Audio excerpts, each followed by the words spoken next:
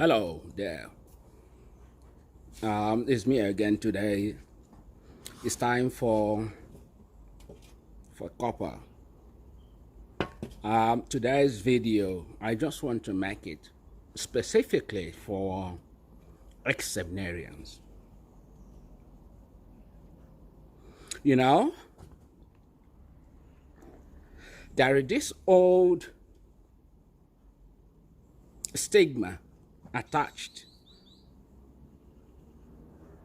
to ex-seminarians, or anyone that is an ex-seminarian is always looked at as an irresponsible fellow. And the moment you dropped out from the seminary, or you were expelled from the seminary either by your own mistakes or by whatever reasons, people look at you differently. And I have come to realize that a good number of ex-seminarians,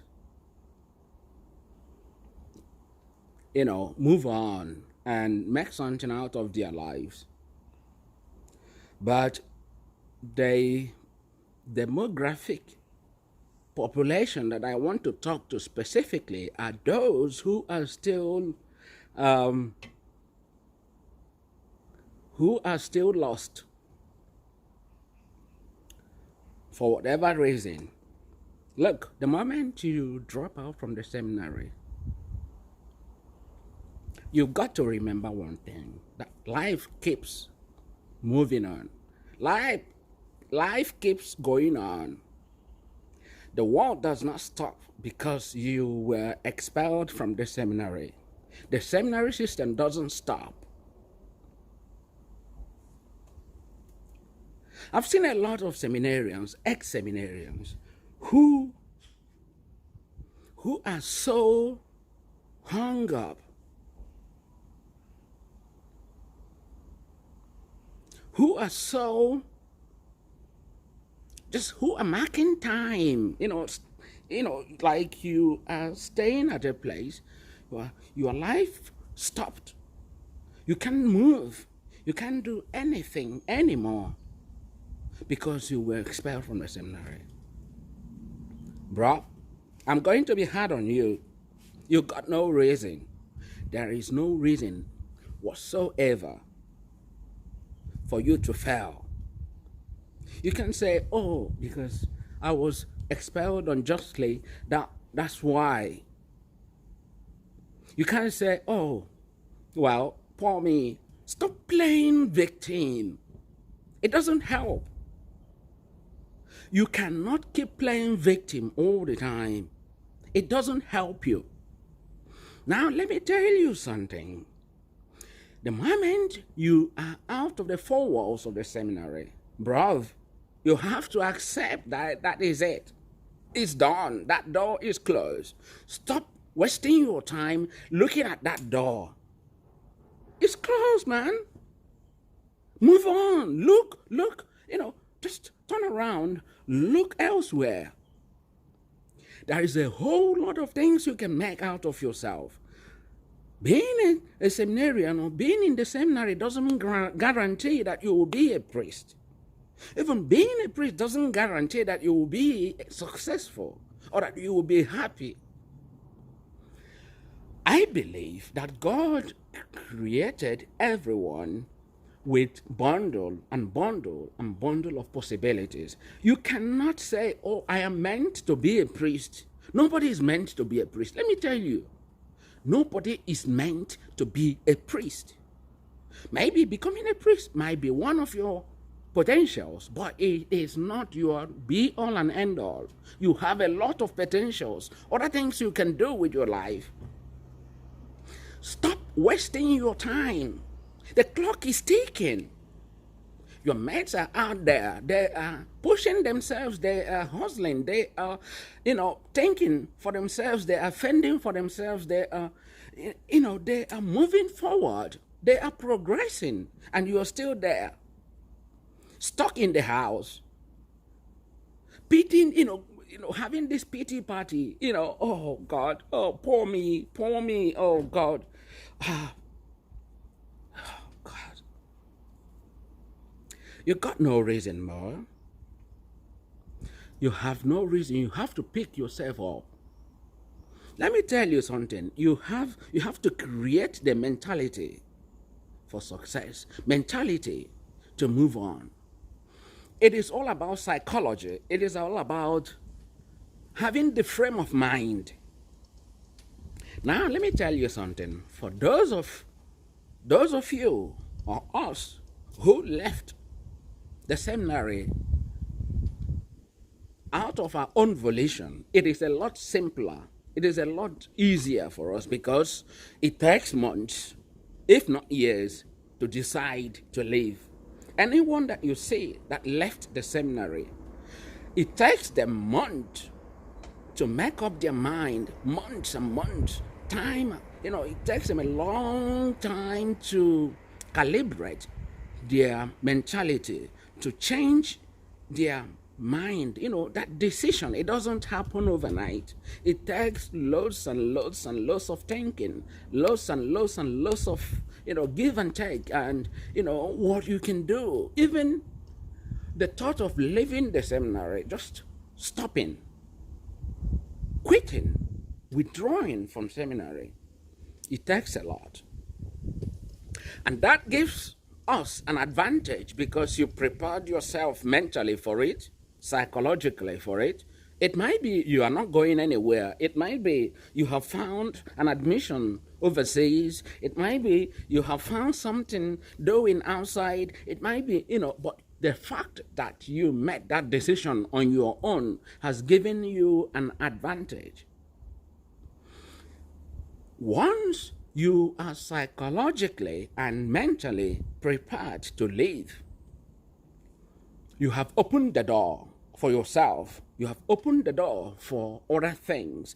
You are ready to explore other things. But for those who were expelled, they are the particular population that you see most of them being stuck in life. They more or less, they don't progress as much as they should have because of so many reasons. And you see some of them keep running around looking for somehow, somewhere, how to get back to the system, how to keep on moving, to become priests, to prove themselves. They are the people who always end their life, but keep, trying to prove to their family, to their parents, to their siblings, to their communities, to their parishes, to their whatever. They are the people who keep on proving. They live the rest of their life keeping, trying hard to prove themselves. And it is so draining. It is so draining when you try to prove yourself, your innocence, that you were not expelled. You were expelled because you were a victim of witch hunt.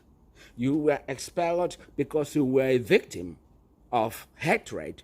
Maybe an auxiliary is after you. Maybe a priest was after you. Maybe a formator was after you. Maybe your parish priest was after you. Maybe, whoever, your head functionary or your housemaster or somebody caused it. Somebody caused you expulsion.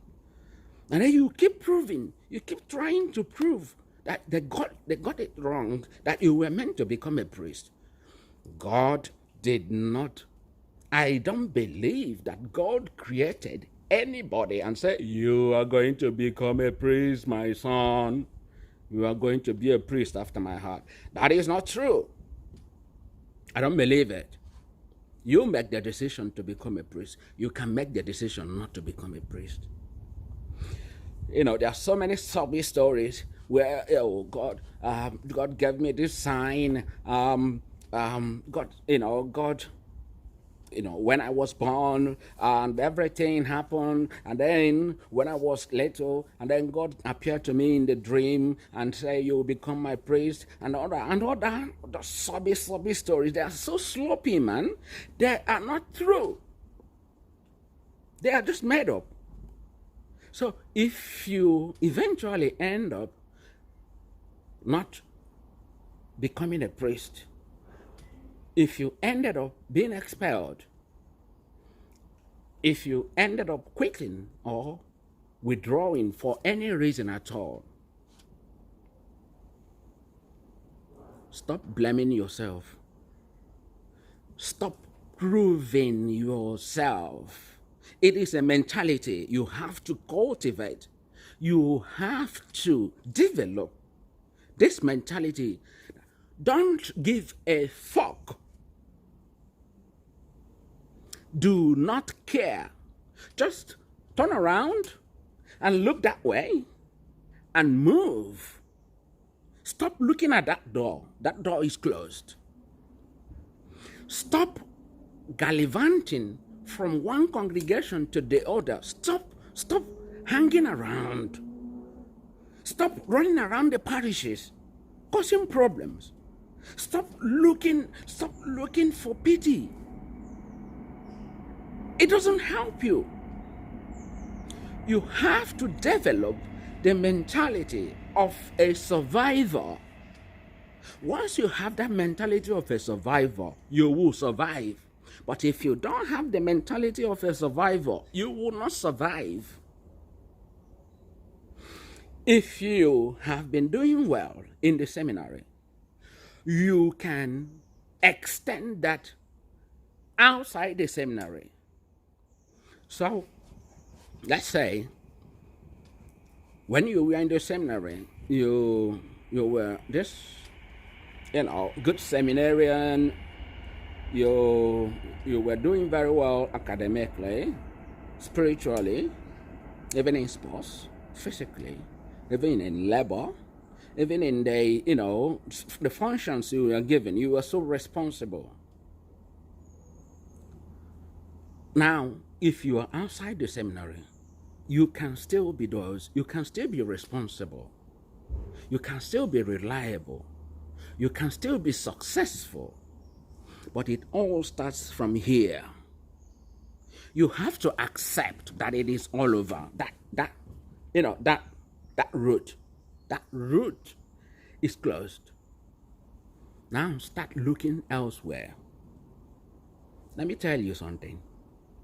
Even if you succeed in entering one congregation or the other, or one diocese or the other, or joining another religious group or establishment, you will not be happy. Inside you will not be happy because you are still trying. You are still trying to prove something. If you're living your life trying to prove yourself, you will not be successful. But if you are trying to please yourself, if you're living your life trying to look for your happiness, which is trying to succeed, be the best of what you can be, then you have a surviving chance. You can survive. You can make something out of yourself. You can move on. It is psychology. It is psychological. It is so unfortunate that they formation system, or the local ordinaries, or the bishop, or the church has no preparatory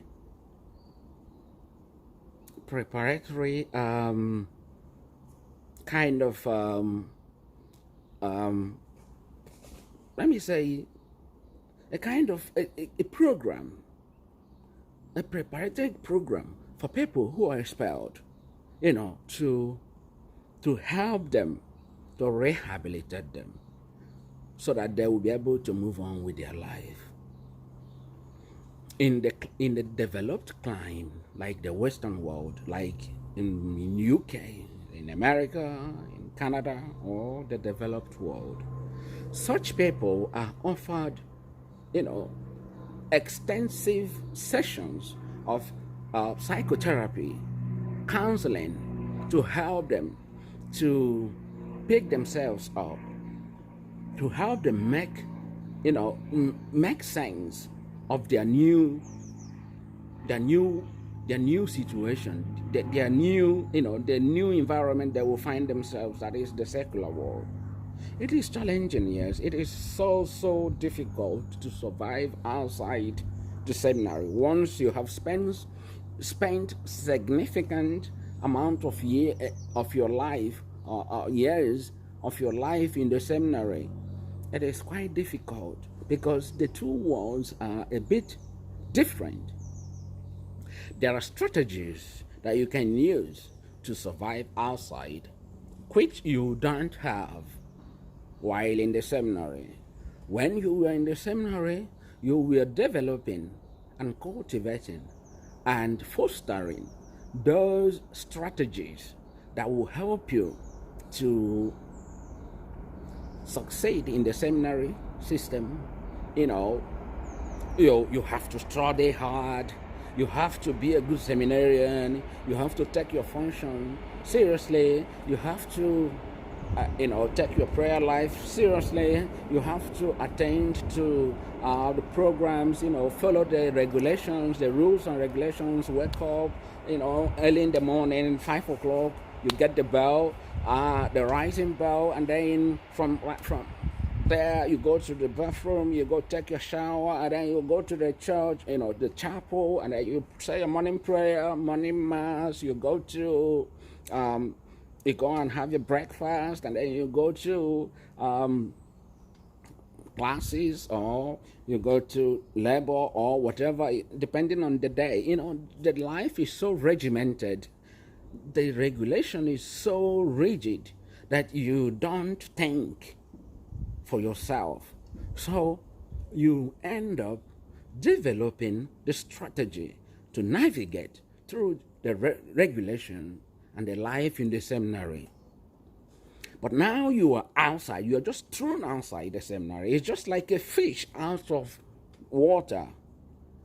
You don't have that regimentation, you don't have that regulation, you don't have that, calibrated system that help you to navigate the day. So you are just left in this ocean, like you don't know your left, you don't know your right, you don't know where is the east and the west, you don't know the north and the south, you don't know your bearing. You're just like floating. Now, I agree, it is so hard. Maybe in the first few days, in the first few months of living the seminary, it is quite hard to adjust. And in a sane climb, in a developed world, it is is a given that you get this support, this psychological support, even financial support, to help you, find your bearing, to help you find yourself, find your feet, and then decide, make up your mind what next. Have that breathing space, that breather to at least, get yourself first before you think, okay, where else, where would I go from here? But in the environment like in Nigeria or in Africa, where there is vocation boom, as they say,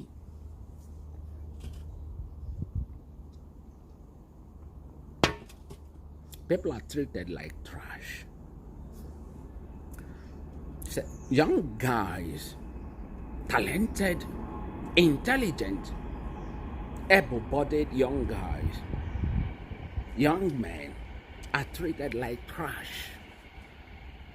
In the seminary, you don't have any say. You can't express yourself that much. It is all about rules and regulation. What the authority says stand. It doesn't matter what you think. The authority thinks for you. They make decisions without consulting you. So you are just like a child. You're being fed. You go to the refectory. Oh, there is beans. The beans is, that's your breakfast. The pap and beans. Oh, if there's pap and beans today, oh, we're gonna eat it. You eat. Then in the afternoon, oh, there is gari. Oh, you eat it. In the evening, there is yam, porridge, or whatever. You eat it. So whatever is set before you, you eat. But then you're outside the seminary. You're expelled from the seminary.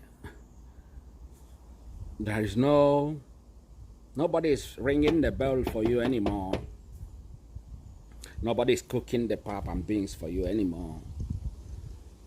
Unless you are lucky and you still got your parents, and then you go back home and you keep eating matankma. Mommy tankma. Oh, daddy thanks her. And then, or if you have maybe elder brothers and sisters or younger brothers and sisters who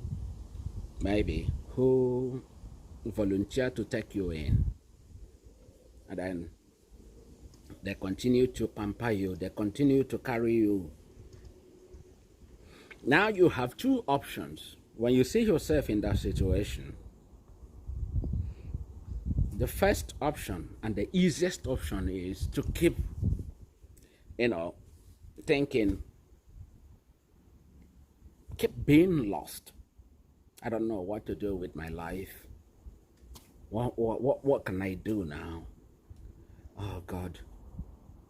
Even you just keep floating every day. You just lie on the bed the whole day.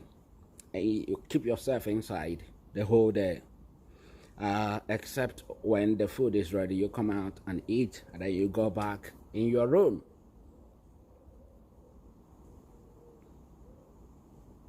The first month is gone. You have not done anything. The second month, third month, even some people 6 months, some people 1 year, 2 years. And then you begin to search the internet for any new congregation. You go from, begin to search, the vocation directors. You begin to search for formation houses, congregations, and when they will be organizing their interview for intake. You begin to run from one priest or the other to help you ask the bishop, or help you ask this superior, or help you ask the vocation director, to plead on your behalf. That's the much you can do. And then, after being shuttled from pillar to post a few times, you go to this person, the person tells you, well, I'm not, it wasn't me. The report came from the school, from the seminary. Then you run to the seminary, and then the rector says, well, it's not from me, it's not from us. It's from your diocese. And then you run to the diocese. And then the bishop said, oh, or the secretary or whatever, who said, oh, no, it's not from me, it's from the parish. And then you run to the parish priest. Oh, the parish priest said, no, not me, not me. I don't know about that. I wanted you to become a priest. And then you keep running and running from pillar to post, looking for help. Maybe you succeeded in getting recommendation, reference, getting reference, and then you go out and then begin to look for another congregation, and then maybe you were taken in there, and then you continue from there. But number one, the schoolmates, the seminarians there, they don't know who you are. You don't know many of them, and then they might be mixed up, and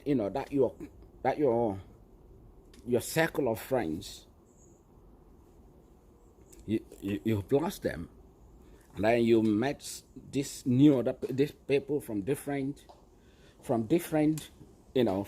seminaries and from different backgrounds, or if some of them didn't even attend the seminary, they didn't have the same orientation as you had, and then you begin to manage them. Let me put it that way. You begin to manage it, and then you continue complaining and complaining and complaining. You're just not happy. You wanted to become a priest in this particular diocese, but you were expelled from that diocese. So you joined this congregation that is not that diocese that you wanted to become a priest. Maybe it could be a rich diocese like Olo diocese or Onitsha archdiocese or Owerri archdiocese, or these dioceses in the southeast of Nigeria. But then you have ended up going to northern Nigeria or western Nigeria, or some of the dioceses that are not as buoyant as dioceses in the southern part of Nigeria, or in some other countries that are not as buoyant as the dioceses and the church in Nigeria.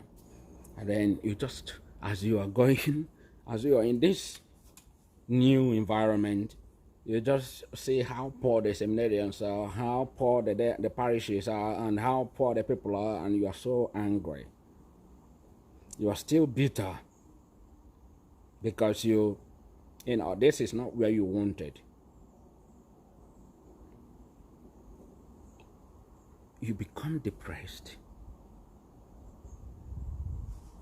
You eventually became a priest there, but you are not happy. And even if you want to go back to the diocese, maybe they will not allow you to come back. Maybe because of the reason why you were expelled from there, they wouldn't want to take you in. Maybe the bishop that was still there when you were expelled was still there. Maybe the vocation director was still there.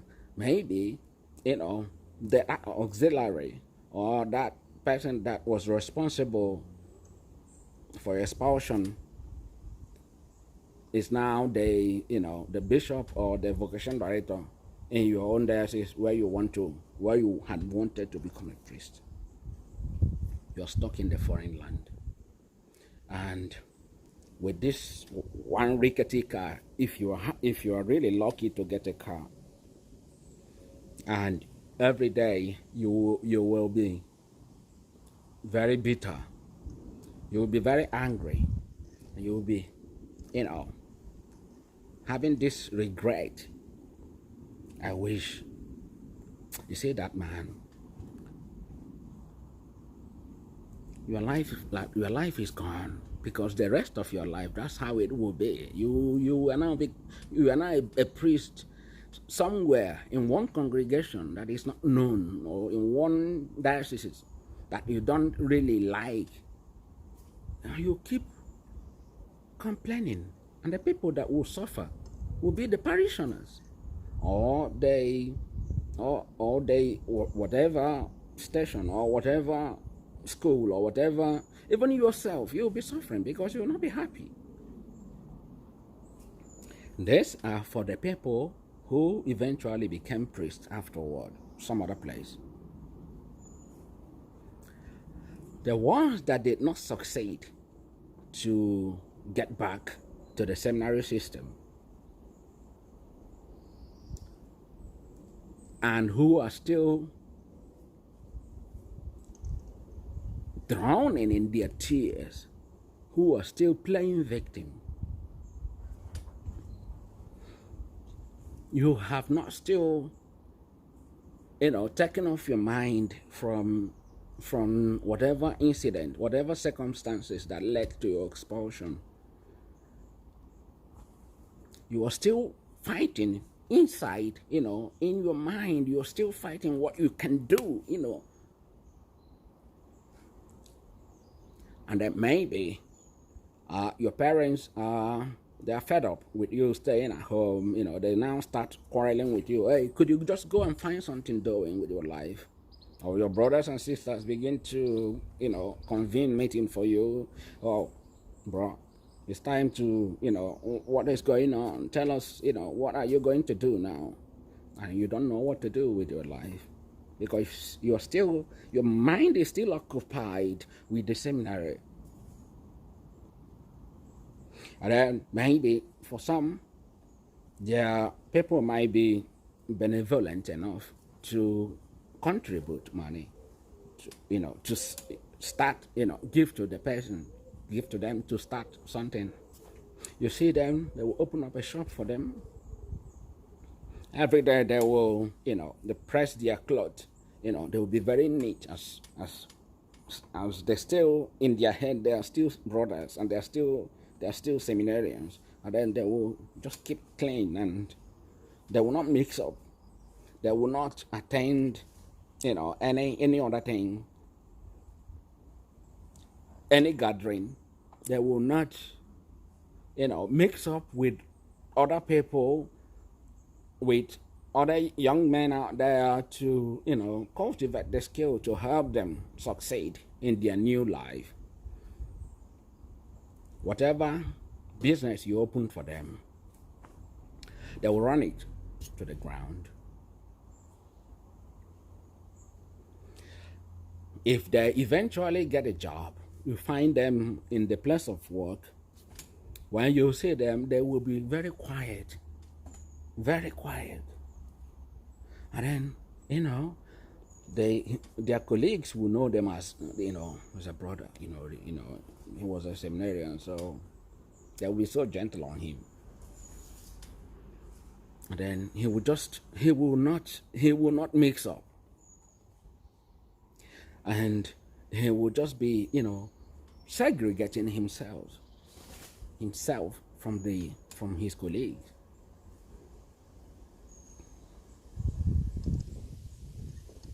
And so they will stay and, they will just be lonely and miserable because they are still in their mind. They have not left the seminary. I've seen a lot of guys who eventually dropped out because they saw other people dropping out. They have no plan, but they saw other people dropping out. They just follow suit and just drop out. Or then maybe the ones that they followed to drop out had already had something going for them. They have already had plan for themselves. And then they will be moving on with their life. They will be progressing. And then he will be there blaming himself. Why did I jump out? Oh God, why did I leave the seminary?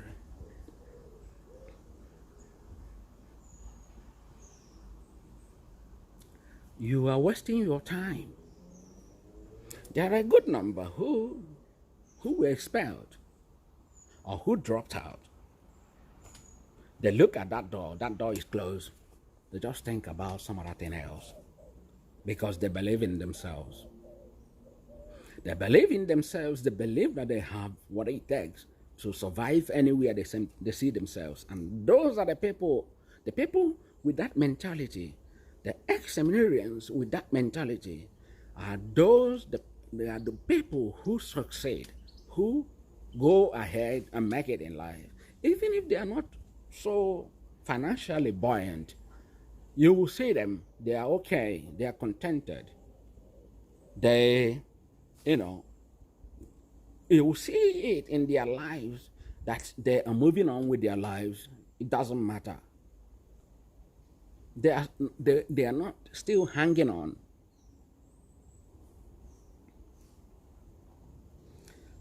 You need to cultivate that mentality when you are still in the seminary. As long as you have not become a priest yet, you could be dropped out, you could be expelled, you could leave at any time until you become up until you become a ordained the deacon.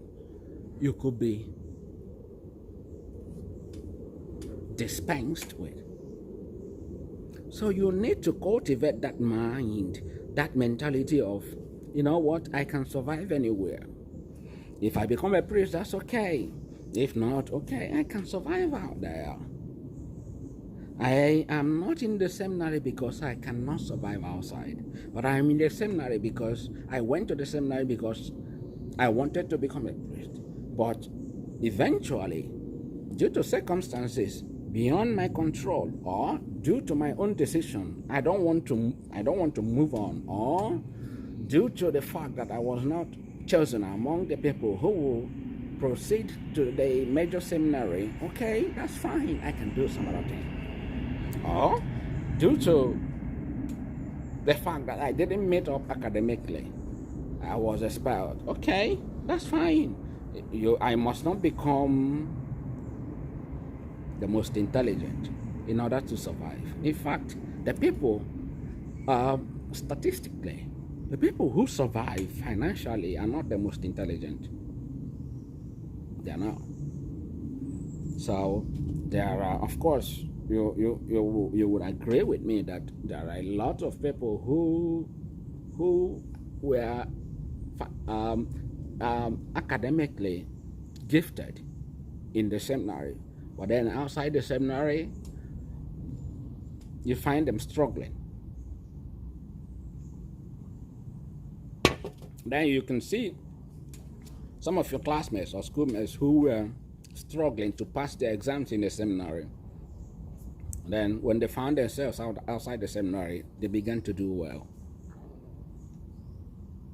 The reason is because intelligence is not equal, does not equal success. Smartness, if you're smart, you will survive, you will succeed. And being smart and being intelligent are two different things. You can be intelligent but not smart. You might be smart but not intelligent. But you might be intelligent and smart at the same time. If you are able to apply whatever you know to survive in your everyday endeavor, in your everyday engagement, that is being smart. Ability to draw from your knowledge, from your information you have up there or wherever, information you have around you, to execute a project effectively, efficiently, that is being smart. But intelligence is all about knowing, knowing about things, but not necessarily applying what you know, your knowledge, into your practical things, into practical in life, being pragmatic. It's totally different. Intelligence is all about knowing. You know so many things. You have read up so many things. You have this information. You know it, but what makes you successful or not is about applying what you know, applying to get the desired result. That is now being smart. So what I'm saying is this: if you are expelled, if you withdrew from the seminary, if you are dropped out from the seminary, stop playing victim. It does help you. You have to pick yourself up and move forward. Stop running around. You can succeed some other place. You can succeed in life. There are so many things, untapped talent that you have. Move on. Decide that you are going to make it. Cultivate. Make sure that you associate yourself with anything that helps you to develop the skill to survive in your daily endeavor, in your daily project, in your daily engagement, in your daily commitment. That's it. Just move on. And then, when you succeed, people will look at you and say, you are very lucky. But in the real sense, you worked for it. So, I wish you all the best, and hopefully, we'll talk again. Thank you. Bye-bye.